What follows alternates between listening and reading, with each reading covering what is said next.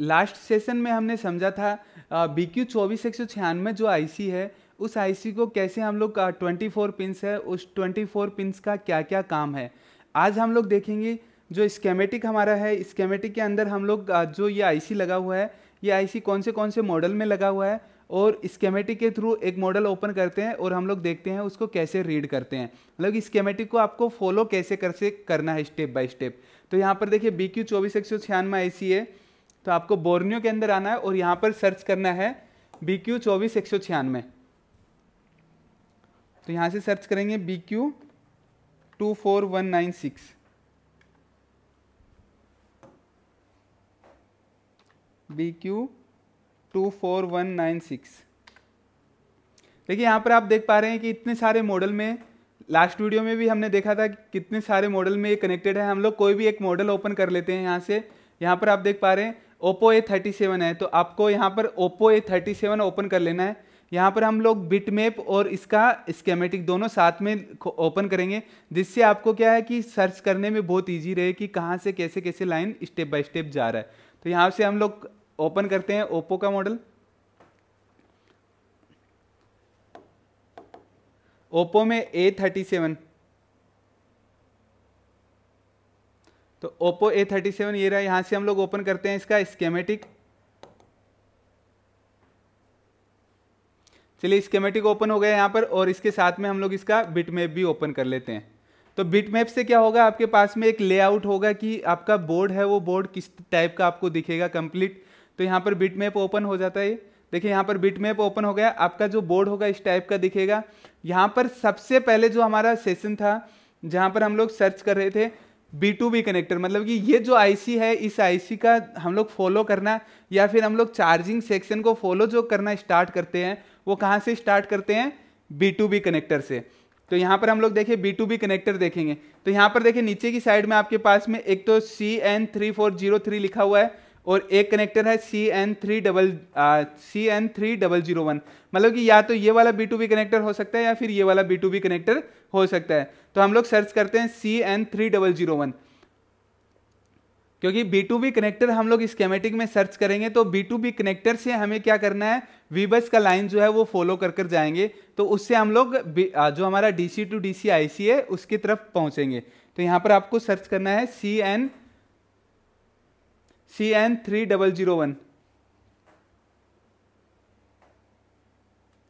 CN3001।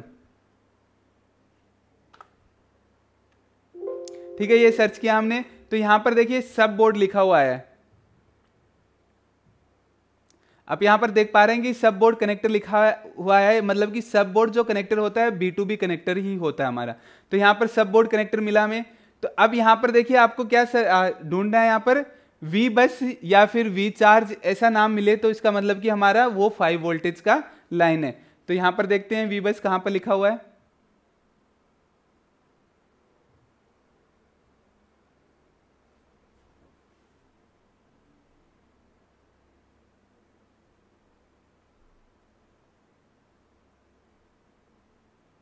तो यहां पर आप देख पा रहे हैं बीच में यहां पर लिखा हुआ है USB V चार्ज। तो USB V चार्ज जो है ये वाला लाइन को फॉलो करना आपको, और ये आपको लेकर जाएगा आपका BQ24196 जो चार्जिंग आईसी इस मॉडल के अंदर लगा हुआ है, जिसे हम लोग DC टू DC आईसी भी बोलते हैं। तो आपको इसको क्या करना है, फॉलो करना है। इसको कॉपी किया, और कॉपी करने के बाद में यहां से नेक्स्ट करना है, नेक्स्ट करना है वापस से। अभी नेक्स्ट करने के बाद में देखिए यहां पर आया ये,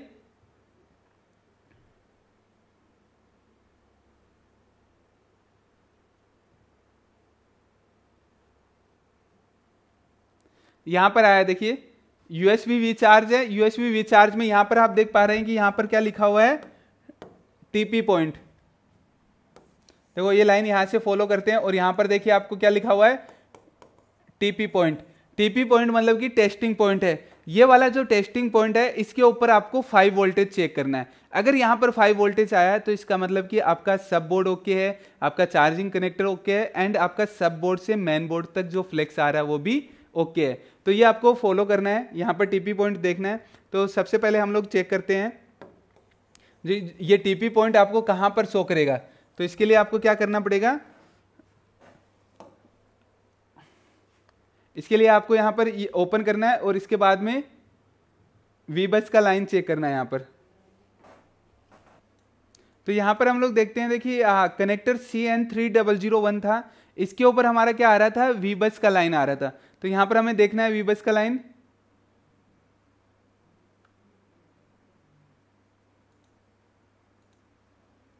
जूम कर लेते हैं इसको।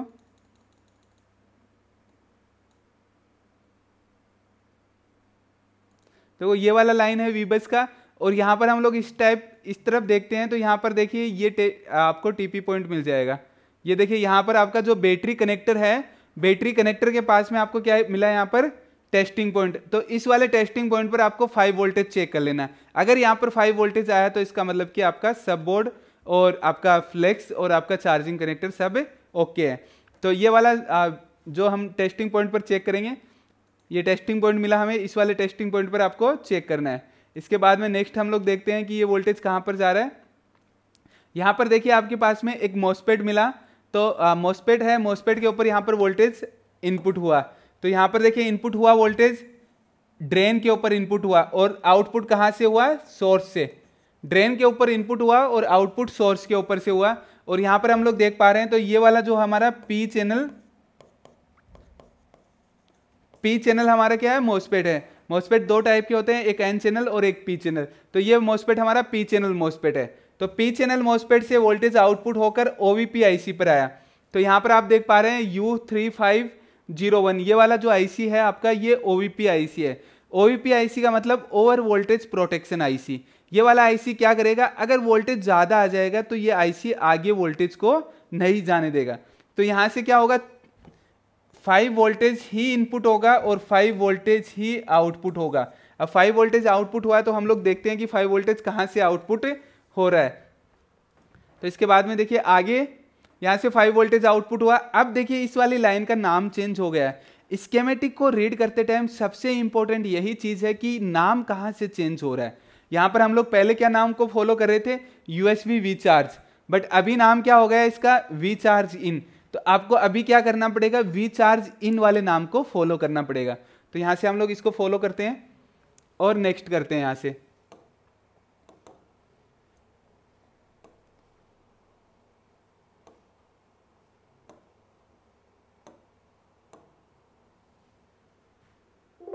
देखिए ये आया यहाँ पर U2102, और यहां पर आप देख पा रहे हैं कि नीचे की साइड में इसका नाम भी लिखा हुआ है BQ24196। BQ 24196 ये आईसी है, ये डीसी टू डीसी आईसी है। इसके ऊपर आया हमारा वोल्टेज। अब यहाँ पर आप देखेंगे, इसको फॉलो करते हैं तो फॉलो करने पर देखिए क्या होगा, ये हमारे पास में पिक्चर ओपन है। इसके अंदर आप देख पा रहे हैं कि जो वी बस वोल्टेज आ रहा है वो वोल्टेज कितने नंबर पिन पर आ रहा है, 1 और 24 नंबर पिन के ऊपर आया है। तो यहाँ पर हम लोग देखते हैं 1 और 24 पर इनपुट हुआ या नहीं हुआ।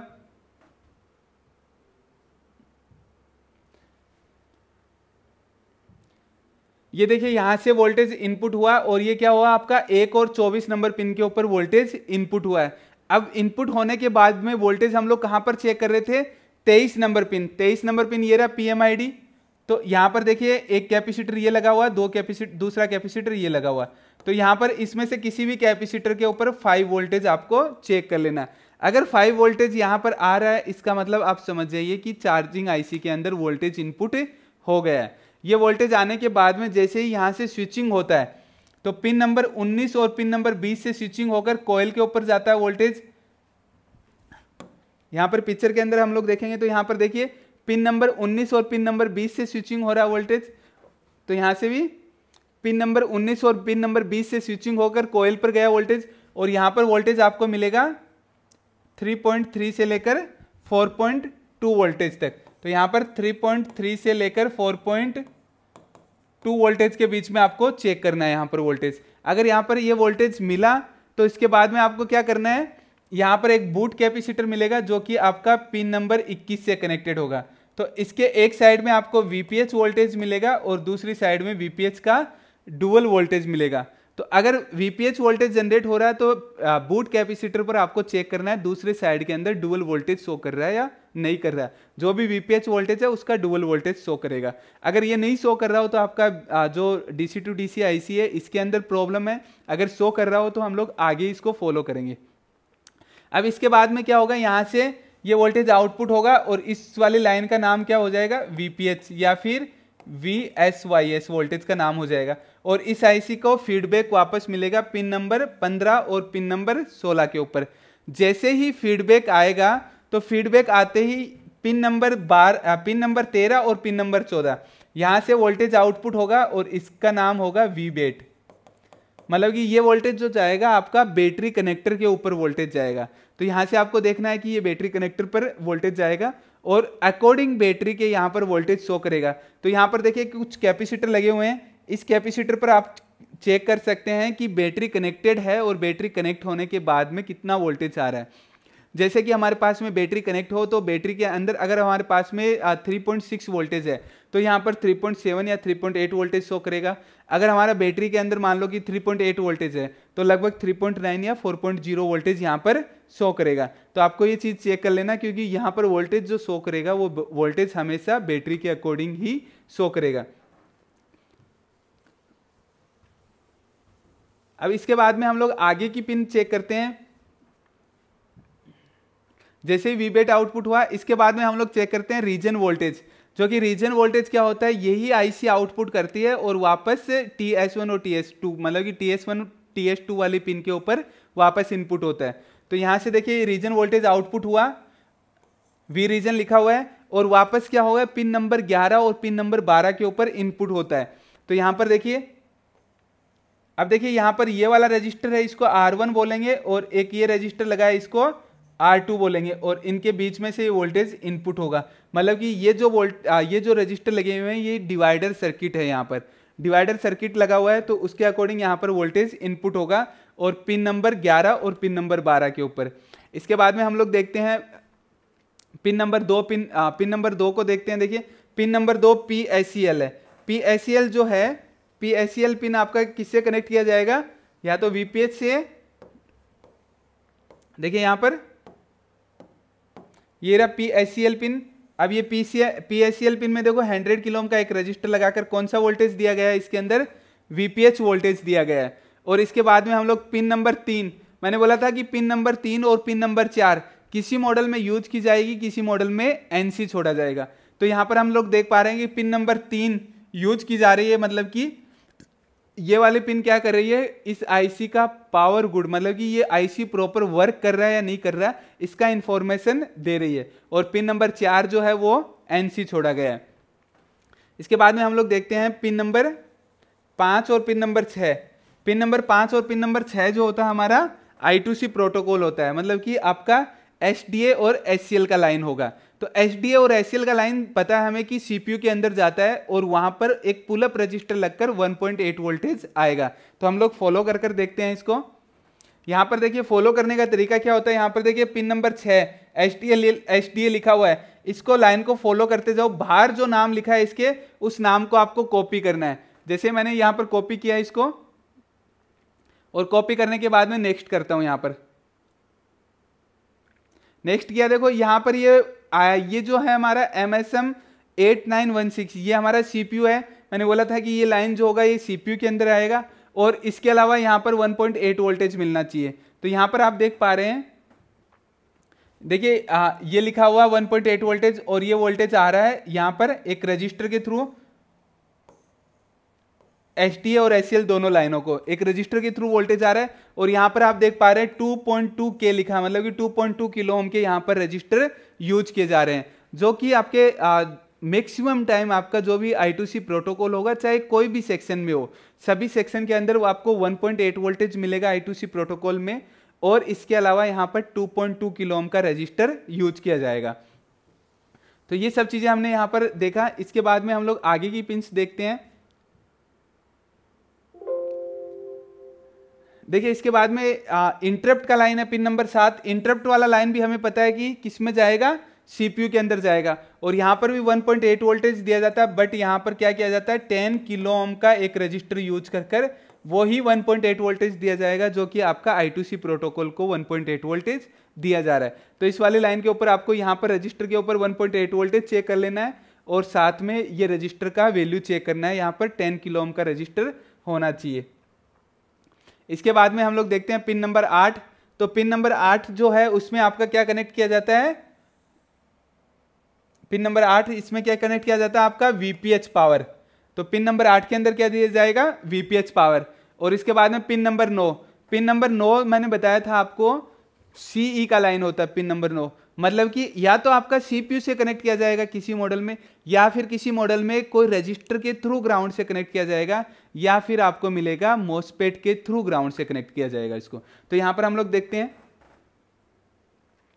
पिन नंबर 9, देखिए यहां से फॉलो करते हैं इसको, और फॉलो करते हुए देखिए ये MOSFET मिला, और MOSFET का दूसरा सिरा किससे कनेक्ट किया गया, ग्राउंड से। और यहाँ पर देखो एक रजिस्टर भी लगाया गया है, बट रजिस्टर पर NC लिखा है, मतलब कि यहाँ पर रजिस्टर यूज नहीं किया गया है, ओनली फॉर क्या है, MOSFET के थ्रू इसको ग्राउंड से कनेक्ट किया गया है। अब इसके बाद में नेक्स्ट जो पिन है हमारा,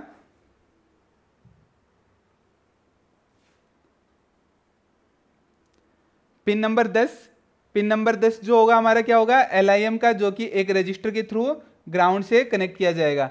इसके बाद में पिन नंबर 11 और 12 हमने देख लिया, रीजन वोल्टेज इनपुट होता है। इसके बाद में 13 और 14 नंबर पिन हमने चेक कर लिया, यहाँ से VBAT आउटपुट होता है। 15 और 16 नंबर पिन हमने चेक कर लिया, यहाँ पर क्या होता है, VPH का फीडबैक मिलता है। 17 और 18 नंबर पिन, 17 और 18 नंबर पिन क्या होता है हमारा, ग्राउंड होता है। इसके बाद में 19 और 20 नंबर पिन हमने देख लिया, यहाँ से स्विचिंग होता है। 21 और 21 नंबर पिन पर BTST मतलब कि बूट कैपेसिटर कनेक्टेड होता है। 22 नंबर पिन जो होता है आपका रीजन वोल्टेज आउटपुट करता है, और 23 नंबर पिन जो होगा आपका PMID होगा, जिस पर आपका 5 वोल्टेज हम लोग चेक करते हैं, और 24 और 1 नंबर पिन के ऊपर VBUS इनपुट होता है। तो जो हमने पिक्चर के अंदर देखा वही सेम कंसेप्ट हमें स्कीमेटिक के अंदर मिला।